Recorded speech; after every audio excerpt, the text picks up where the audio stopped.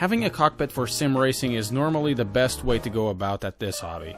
They offer all the necessary components to keep a driver focused at racing, adding immersion, a comfortable hugging seat, and generally a sturdy enough base to keep everything in its position even after an emergency braking scenario if you have a strong brake pedal. Unfortunately, it's not always possible to have a cockpit at home, either due to cost, but sometimes, like in my case, a lack of space. I only have about 2 square meters to have all my racing gear and office setup.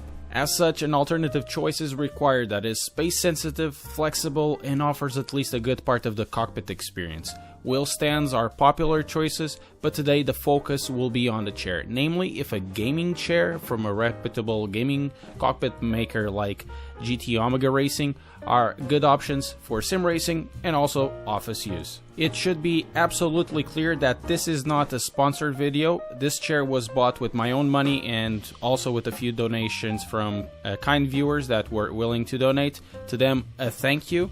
Also, this has been my chair for over 3 months now, so this is not an unboxing review, but rather my experience over the last 3 months. Gaming chairs nowadays, every brand has one of them, including component makers. They all look like bucket seats, and some of them are even rebrands of the other ones. So what I say about this chair might be the same for other chairs for other brands because they might use the same blueprint. This particular model you're seeing in the pictures is a GTOmega Pro Racing office chair, and you know they mean business because they say it's a pro racing chair.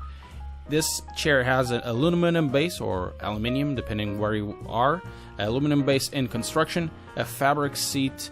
It tilts all the way to 190 degrees when you have the need for speed, I guess. It says it's orthopedically designed, so it should be good and comfortable. And it has 4D adjustable armrests.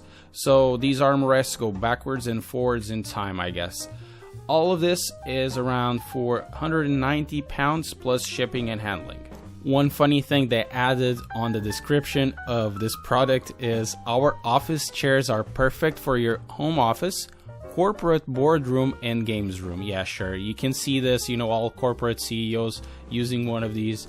That's what I'm gonna see at the corporate boardroom. With the silly specs out of the way, let's not forget that this is an expensive office chair with a silly over-the-top look, but then again, it's where people are aiming for at the moment, so what the hell. So anyways, if you add the cost of the chair and compare it to what I had before, this chair needs to be really good for the price. I care about a few things in a chair in the context that I use them, so I care how comfortable they are during long seating sessions in front of the computer, how comfortable and steady they feel when the wheel stand is set up and I'm racing, and how squeaky they are. So let's start with how comfortable the chair is. GTOmega bundles this chair like everyone does with a couple of pillows. One is a lumbar one and the other one acts like a head or neck rest. For me, both of them are useless. The lumbar one is way too big and offers no support, and you'll be sitting in a really stupid position, and the neck one is slightly better but still unpractical during office sessions and kind of obnoxious during race sessions, and because you can't really sit well. So in reality, they do nothing for me.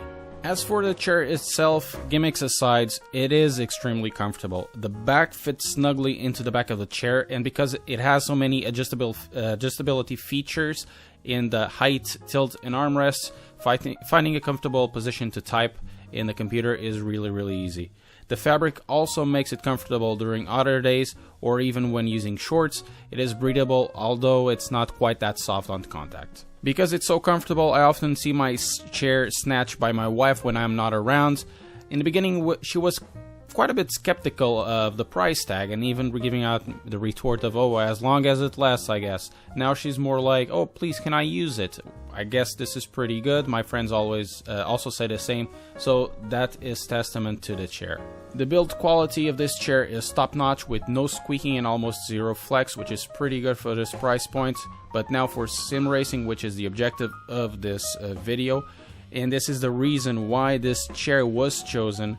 Looking how bolstered this chair looks for the legs and shoulders, initially I was kind of skeptical of its usefulness. I thought it was a bit over the top, but after the first racing session I was totally sold on it. The reason is quite simple. The seat will force you into a steady sitting position that even with your operation with the wheels and pedals, it kind of minimizes the sideways rotations and even the wheel going forwards and backwards, because you're just sitting really steady. Of course, it's still going to move because it's sitting on a piston and it's sitting on caster wheels, but generally it gets you on a steadier position. And because the fabric is comfortable and breathable, and because you don't move around much for an office chair, you're going to have a breeze on a longer session of sim racing. One thing must be said of office chairs, and I must say the same about this office chair, it's because since they have a piston, when the piston is compressed, so it's sitting at its lowest, it can't go any lower. In the case of this chair, the minimum height is 35 centimeters, but because it is 35 centimeters, it will have zero to no clearance to the ground, which means you can't get much lower caster wheels or even gliders, and removing the wheels just won't cut it because the chair will be balanced on the piston. So this is probably the lowest chair in terms of how it sits that I found on the internet, and I found from every other manufacturer, and this was also one reason that I've chosen this particular model. Regarding the bad bits, there aren't many. We're talking about a more expensive chair, and that is good, there aren't many. Some of them are kind of nitpicky. One of them is that part of the stitching got loose, but I think it was one of the interior stitching, and I am having kind of trouble finding which stitching it was, but still it got loose. Another one is the locking mechanism, the tilt locking mechanism, that even when closed, it has a few degrees of tilt. This can become a bit annoying when attention is given to it, but it's more an office setup than in sim racing, to be honest. And the last one is that the seat doesn't just in depth, so it doesn't really suit your legs. If you have long legs, it's going to be sitting on place, and it would be good to see a chair that would adjust on your butt. It will adjust on your leg size. So in short, this chair offers a good balance between office setup and a hodgepodge racing rig like I have.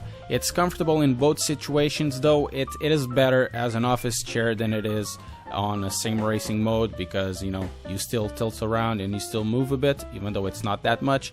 And to be totally honest about this purchase, this isn't really something that is needed. It is an expensive, comfortable chair with a silly look, but then again, comfortable and anatomically agreeable chairs aren't really that cheap. In that regard, it's actually a good buy.